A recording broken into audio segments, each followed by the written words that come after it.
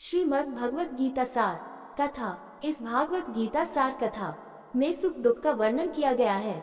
इस भागवत गीता में मानव के लिए हर अच्छे और बुरे कर्मों का वर्णन दिया गया है। दोस्तों, आप सभी चैनल को सब्सक्राइब लाइक करते हैं, जिसमें आप लोगों को कुछ नहीं मिलता, पर इस चैनल पर जीने की राह और ज्ञान भरी बातें मिलती है।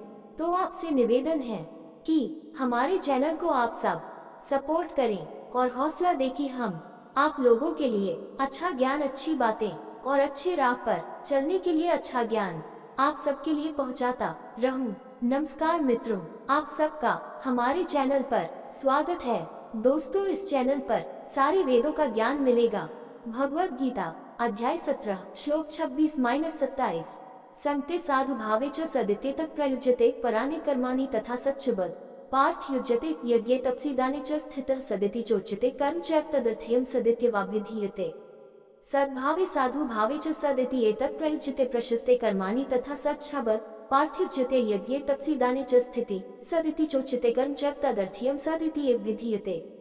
सद्भाविक शाश्वत अस्तित्व तथा कल्याण की भावना से, साधु भाविक शुभ भावना से च भी सत अक्षर इति इस प्रकार एतत् ये प्रयुज्यते प्रयोग किया जाता है। प्रशस्ते शुभ कर्माणि कार्य तथा भी सत शब्द पार्थ पृथापुत्र अर्जुन युज्यते प्रयोग किया जाता है। यज्ञ में तपसी तपस्या में, दाने दान में च तथा स्थित स्थिरता में स्थित सत अक्षर इति इस प्रकार च तथा उच्यते उच्चारित किया जाता है। कर्म कार्य च तथा एव वास्तव में तदर्थयम ऐसे प्रयोजनों के लिए सत अक्षर सत इति इस प्रकार एव वास्तव में अभिधीयते वर्णित है। सद्भावे साधु भावे च सदिति एतत् प्रयुज्यते प्रशस्ते कर्माणि तथा सच्छबद पार्थ युज्यते यज्ञे तपसीदने च स्थिते सदिति चोच्यते कर्म च तदर्थयं सदित्यवाभिधीयते। अनुवाद। सत शब्द का अर्थ है शाश्वत अस्तित्व और अच्छाई। हे अर्जुन, इसका प्रयोग शुभ कर्म का वर्णन करने के लिए भी किया जाता है। यज्ञ, तप और दान के पालन में स्थित होना भी सत शब्द से वर्णित है। अतः ऐसे उद्देश्यों के लिए किया गया कोई भी कर्म सत कहलाता है। अब श्री कृष्ण द्वारा सत शब्द की शुभता का गुणगान किया जा रहा है। इस सत शब्द के अनेक अर्थ हैं तथा उपरोक्त 2 श्लोकों में इनमें से कुछ का वर्णन किया गया है। सत का अर्थ है सदा रहने वाला अच्छाई और पुण्य। इसके अतिरिक्त यज्ञ, तप और दान के शुभ कार्य को भी सत कहा गया है। सत का अर्थ वह भी है जो सदैव विद्यमान रहता है, अर्थात जो शाश्वत सत्य है। श्रीमद्भागवत में कहा गया है, सत्यव्रतम सत्य परम त्रिसत्यम सत्यस्य योनिम निहितम च सत्य सत्यस्य सत्यम रीत सत्य नेत्रम सत्यात्मकम त्वं शरणं प्रपन्नः 10.2.26V8।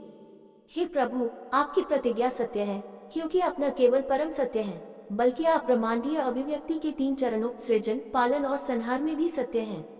आप सभी सत्यों की उत्पत्ति हैं और आप ही उसका अंत भी हैं। आप सभी सत्यों का सार हैं और आप ही वे आंखें भी हैं जिनसे सत्य को देखा जाता है। इसलिए हम आप सत अर्थात परम सत्य के समक्ष समर्पण करते हैं। कृपया हमें सुरक्षा प्रदान करें। भगवत गीता अध्याय 17 श्लोक 28। अश्रद्धयाहुदत्तं तपस्तप्तं कृत्य यत् असदित्युच्यते पार्थ न च तत्प्रेत्य नोए। अश्रद्धयाहुदत्तं तपस्तप्तं कृत्य यत् असदित्युच्यते पार्थ न च तत्प्रेत्य।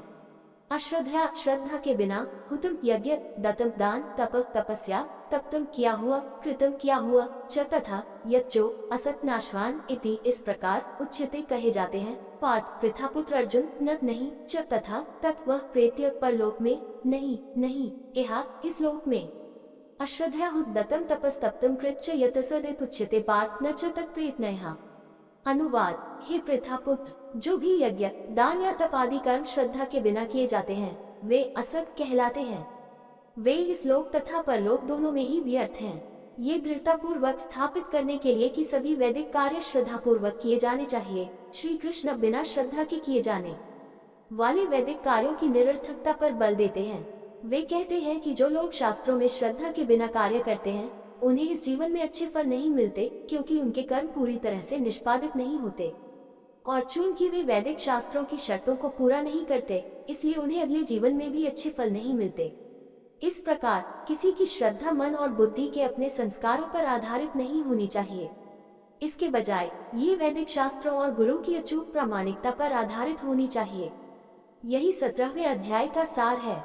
दोस्तों, आपसे निवेदन है कि हमारे चैनल को आप लोग सपोर्ट करें।